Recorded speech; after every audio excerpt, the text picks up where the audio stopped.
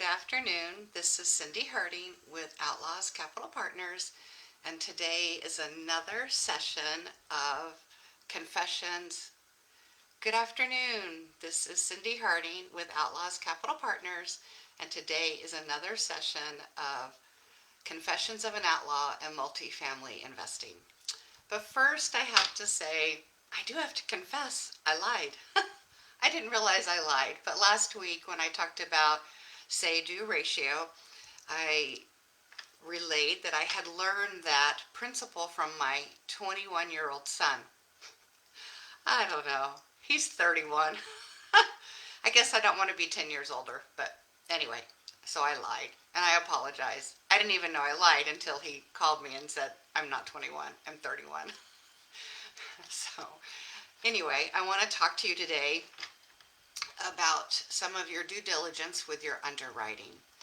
And I want to explain how important that is and how important it is when you are actually working on your numbers. So we had a property that we actually were in best and final and pretty much had the property. Like we knew that we were the top and that we were going to be able to purchase the property. We had a couple of days still that we were finishing up with some of the last minute things we wanted to make sure of. And one of the questions that came up was the taxes. And this property is located in Oklahoma. And what happened in this particular county is they would increase the tax rate 5% per year if they assessed it. And this property that we were looking at originally was built by the grandfather in 1960ish, toward the end of the 60s.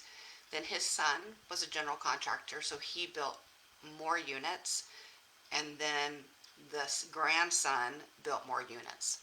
And so this property had stayed in the family and in the original LLC for 60 years, 50 or 60 years.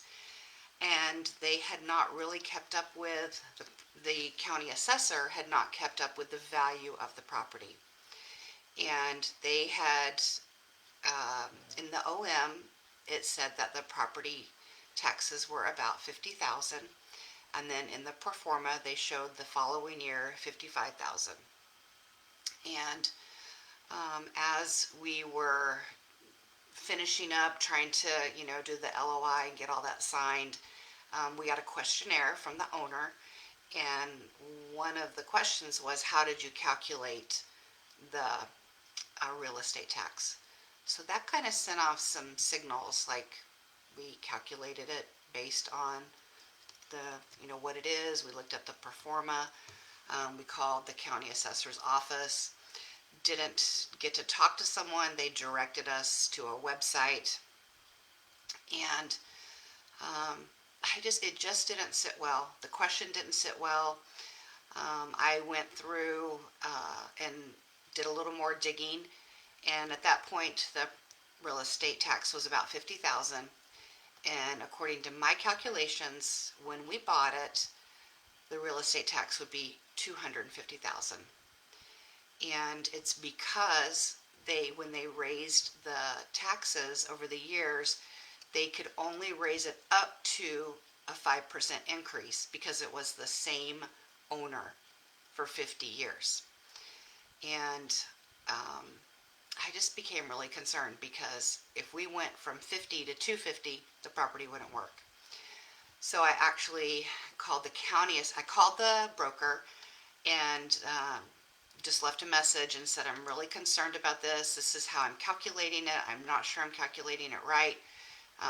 Definitely, changes the numbers. And they never called me back.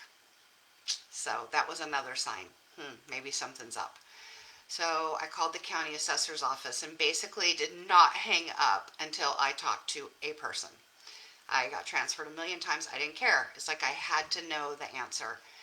And when I was talking to the actual county assessor, she pulled it up on her computer, and they had it valued at just over 3 million, and we were actually offering 19 million for the property.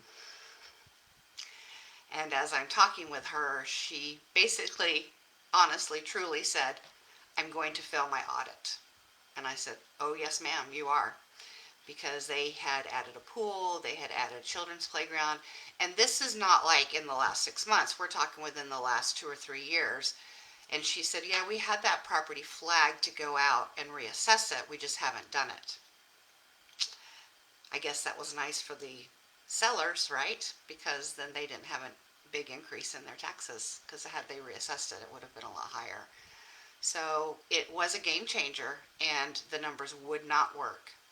So I know that, we're all trying to find properties that are going to work for our portfolio, and we're trying to make sure that we are able to purchase it, be able to create an environment for the residents, and protect our investors. And so I want to really caution you to call the county assessor's office and talk to someone. Don't just go off what it says on the website or what the broker may put in the pro forma. You really want to do your own due diligence on this and make sure, um, because that would have sunk us if we would have gone from 50,000 to 250,000. So, and I do know that you can hire someone to help kind of argue your case and get your taxes reduced, and often that is well worth it. But I seriously doubt they could have gotten $200,000 off. So that's my tip for today. Have a great week. I'll talk to you guys next week.